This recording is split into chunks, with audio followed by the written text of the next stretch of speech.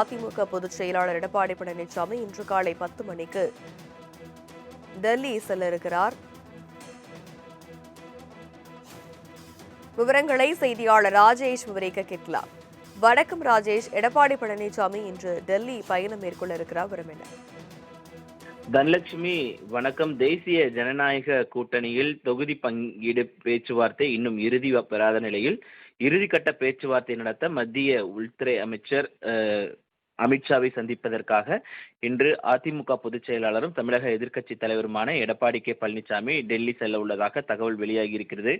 ஏற்கனவே மத்திய அமைச்சர் பியூஷ் கோயல் தமிழகம் வர இருப்பதாக இன்று அதாவது நாளைய தினத்தில் தொகுதி பங்கீடுகள் கையெழுத்தாகும் என்று எதிர்பார்க்கப்பட்ட நிலையில் தற்பொழுது எடப்பாடி பழனிசாமி அவர்கள் டெல்லி செல்ல இருப்பது என்பது முக்கியத்துவம் வாய்ந்ததாக பார்க்கப்படுகிறது.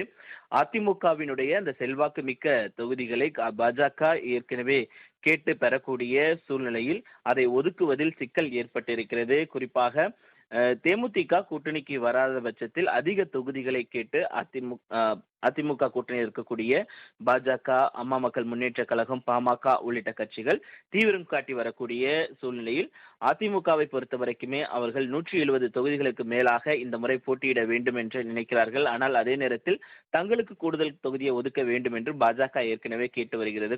கிட்டத்தட்ட 30 முதல் 35 தொகுதிகள் தங்களுக்கு ஒதுக்க வேண்டும் என்று தொடர்ச்சியாக அவர்கள் பேச்சுவார்த்தையில் ஈடுபட்டக்கூடிய சூழ்நிலையில்தான் தற்பொழுது இறுதி கட்ட பேச்சுவார்த்தைக்காக மத்திய உள்துறை அமைச்சர் அமித்ஷாவை சந்திப்பதற்காக இன்று காலை சரியாக 10 மணிக்கு டெல்லி செல்கிறார்.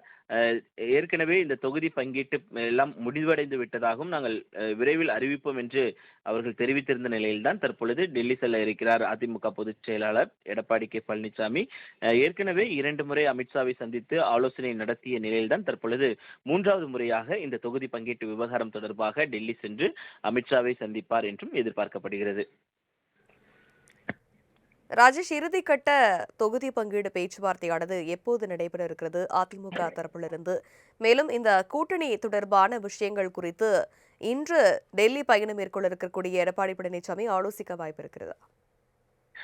தனலட்சுமி, ஏற்கனவே அதிமுகவை பொறுத்த வரைக்குமே தொகுதி பங்கீட்டு குழு என்பது அமைக்கப்பட்டிருக்கிறது. எஸ்பி வேலுமணி, அதே போல KP முனுசாமி, வளர்மதி உள்ளிட்ட முன்னாள் அமைச்சர்கள் அடங்கிய அந்த தொகுதி பங்கீட்டு குழு என்பது அமைக்கப்பட்டிருக்கிறது.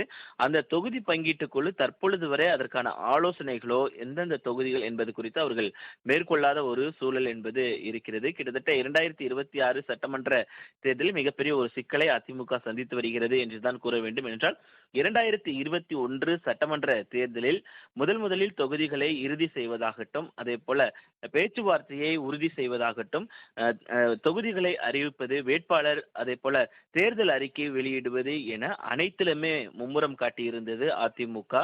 ஆனால் இந்த முறை பொறுத்த வரைக்குமே 2026 சட்டமன்ற தேர்தலை பொறுத்த வரைக்குமே திமுக அசுர வேகத்தில் சென்று கொண்டிருக்கிறார்கள். தங்களுடைய கூட்டணிக்கான அந்த தொகுதி பங்கீடுகளை அவர்கள் இறுதி செய்திருக்கிறார்கள். கிட்டத்தட்ட விவரங்களுக்கு நன்றி ராஜேஷ்.